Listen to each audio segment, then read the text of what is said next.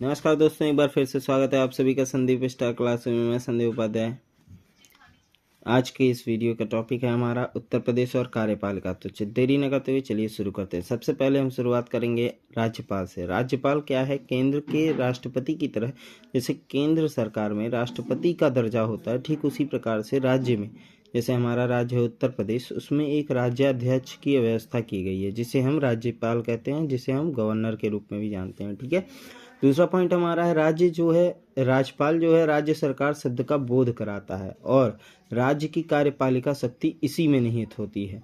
ठीक है। यह पॉलिटी के अनुच्छेद नंबर 154 में दिया गया है, ठीक, कि राज्य की कार्यपालिका शक्ति राज्यपाल में निहित होती है। यह अनुच्छेद 154 में देखने को आपको मिलेगा। राज्यपाल राज्य का संवैधानिक प्रमुख और विवेकाधीन शक्तियों का प्रयोग करते समय वास्तविक प्रमुख होता है। ठीक है। राज्यपाल राज्य के विश्वविद्यालयों का कुलाधिपति व राज्य का प्रथम नागरिक होता है, जस्ट लाइक राष्ट्रपति। जैसे राष्ट्रपति हमारे देश का प्रथम नागरिक होता है और सेनाध्यक्ष होता है, ठीक उसी प्रकार जो है राज्यपाल जो होता है कुलाधिपति होता है सभी विश्वविद्यालयों का और राज्य का प्रथम नागरिक माना जाता है। अगला पॉइंट हम बात करेंगे राज्यपाल की नियुक्ति से। तो राज्यपाल की नियुक्ति जो है वह 5 वर्ष के लिए होती है, लेकिन देखिए ये प्रसाद पर्यंत होता है। एक्चुअली में 5 वर्ष तो निर्धारित है, बट अगर राष्ट्रपति की इच्छा अनुसार वह जो है प्रसाद पर्यंत जो है जब तक चाहे, मतलब राष्ट्रपति जब तक चाहे किसी भी राज्यपाल को कंटिन्यू कर सकता है। और यह किस अनुच्छेद में दिया गया है? अनुच्छेद 156(1) से लिया गया है। और राष्ट्रपति जब चाहे उसे उसके पद से हटा भी सकता है। इसी वजह से इसे राष्ट्रपति के प्रसाद पर्यंत पद कहा जाता है। ठीक है। राज्य के महाधिवक्ता, लोकायुक्त आदि पदों पर नियुक्तियां किसके द्वारा की जाती हैं? तो ये राज्यपाल के द्वारा ही की जाती हैं। ठीक है। इसके आगे अगर हम बात करें तो मंत्री परिषद की बात करते हैं। मंत्री परिषद अनुच्छेद 164 पॉलिटी के अनुच्छेद 164 के अनुसार राज्यपाल जो है सर्वप्रथम किसकी नियुक्ति करता है? मुख्यमंत्री की नियुक्ति करता है। याद रखिए, मुख्यमंत्री की नियुक्ति अनुच्छेद 164 के अनुसार कौन करता है? राज्यपाल करता है। और उसकी सलाह से, मतलब मुख्यमंत्री की सलाह से फिर मंत्रियों की नियुक्ति करता है। ठीक है।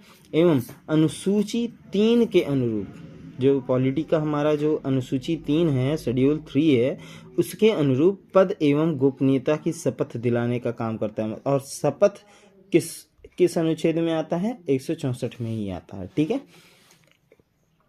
मंत्री पद पर नियुक्त होने के लिए दोनों सदनों में से किसी एक सदन का सदस्य होना आवश्यक है।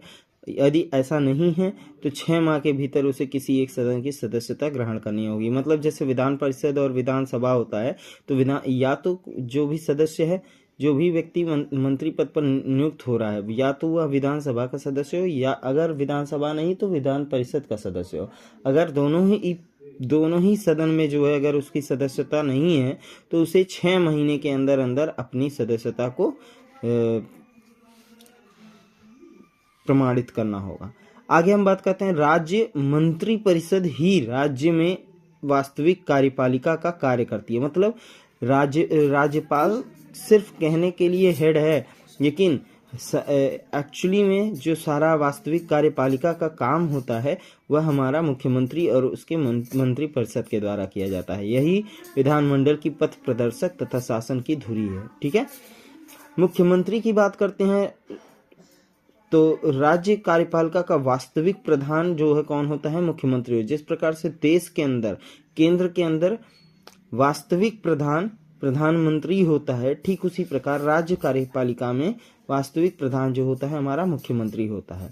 और वह जो है जिस प्रकार जो है प्रधानमंत्री का जो कार्य है, जो दायित्व है, उसी के हिसाब से जो है, मतलब एक तरह से कह सकते हैं कि प्रधानमंत्री का लघु रूप कहा जाता है मुख्यमंत्री को। वही सारे कार्य वह राज्यों में संचालित करता है। सचिवालय। अब सचिवालय क्या है? तो राज्य की वास्तविक कार्यपालिका के सदस्य जनप्रतिनिधि होते हैं। ठीक है। वे प्रशासन की गुणवत्ताओं से अवगत हो, यह आवश्यक, मतलब जरूरी नहीं है कि जो जनप्रतिनिधि हैं वो प्रशासन की गुणवत्ताओं तो हम बात कर रहे थे सचिवालय की। तो कार्यपालिका में जो हमारे मंत्री परिषद होते हैं, इनकी सहायता के लिए एक प्रशासनिक निकाय का गठन किया गया है जिसे राज्य सचिवालय कहते हैं। ठीक है, अब अगर राज्य सचिवालय की बात करें तो इसके प्रशासनिक अध्यक्ष को हम मुख्य सचिव कहते हैं तथा हर एक विभाग के अंदर एक सचिव होता है जिसे हम शासन सचिव के रूप में जानते हैं। मुख्य सचिव की अगर हम बात करें तो मुख्य सचिव का पद जो है प्रशासनिक पद होता है, सर्वाधिक बहुत ही महत्वपूर्ण पद होता है मुख्य सचिव का। वह राज्य कैडर में आईएएस का वरिष्ठतम, मतलब आईएएस का सबसे सीनियर जो है ऑफिसर के रूप में नियुक्त होता है, और वह एक तरह से समझ लीजिए कि राज्य के प्रशासन की आगे और बात करते हैं कार्यकारी विभाग निदेशालय के बारे में। तो निदेशालय क्या है? निदेशालय जो है एक तरह से राज्य प्रशासन में मंत्री परिषद जो होते हैं, जिन्हें हम राजनीतिक प्रमुख के रूप में देखते हैं, सचिव व सचिवालय जो प्रशासनिक प्रमुख है, के बाद तीसरा एक और पार्ट होता है दैट इज नोन एज कार्यकारी विभाग, जिसे निदेशालय के रूप में जाना जाता है। ऊपर के दोनों बॉडीज को लाइक राजनीतिक प्रमुख और प्रशासनिक प्रमुख, दोनों का संबंध नीति निर्माण से है। नीति निर्माण मतलब पॉलिसी को बनाने से है, लेकिन कार्यकारी विभाग जो होता है, निदेशालय जो होता है, इसका काम है प्राथमिक रूप से इसकी क्रियान्वयन के लिए जिम्मेदारी लेना। ठीक है, यहाँ पर जो है फिर बात करते हैं उत्तर प्रदेश के कार्यपालिका में जो है मंडल आता है, फिर जिला आता है, फिर आपका जो है तहसील आता है, और फिर आता है हमारा ब्लॉक प्रशासन। ये हमारे प्रशासन के पूरे स्तंभ हैं। राज्य के विभिन्न विभागों की कार्यात्मक इकाइयां नीचे तक फैली होती हैं, जैसे जो है कार्यकारी विभाग, जैसे आपका राजनीतिक विभाग, फिर प्रशासनिक, फिर कार्यकारी, उसके बाद आपका आ गया जो है मंडल, जिला, तहसील, ब्लॉक। ये सभी जो है एक एक लेयर नीचे की तरफ बढ़ते चले जाते हैं। अब लास्ट में हम आज के कार्यपालिका के अंदर हम बात करेंगे महाधिवक्ता के बारे में। तो राज्य में महाधिवक्ता की नियुक्ति जो है राज्यपाल के द्वारा किया जाता है, और इसकी कोई अवधि नियत नहीं है, मतलब फिक्स्ड नहीं है कि कितने समय तक के लिए। It is just like a प्रसाद पर्यंत है कि जो है जब तक राज्यपाल चाहेगा तब तक महाधिवक्ता कार्य अपने पद पर करता रहेगा, और जब चाहेगा वह हटा भी सकता है। इस पद पर नियुक्त होने के लिए क्या चीज आवश्यक है? सबसे इंपॉर्टेंट मतलब एलिजिबिलिटी क्या होनी चाहिए? एलिजिबिलिटी ये है कि वह भारत का नागरिक हो, 10 वर्ष से अधिक समय तक किसी न्यायिक कार्य से जुड़ा हुआ हो, तथा या फिर कम से कम 10 वर्ष से उच्च न्यायालय में अधिवक्ता का कार्य किया हो। ऐसे व्यक्ति को ही महाधिवक्ता के रूप में नियुक्त किया जाता है।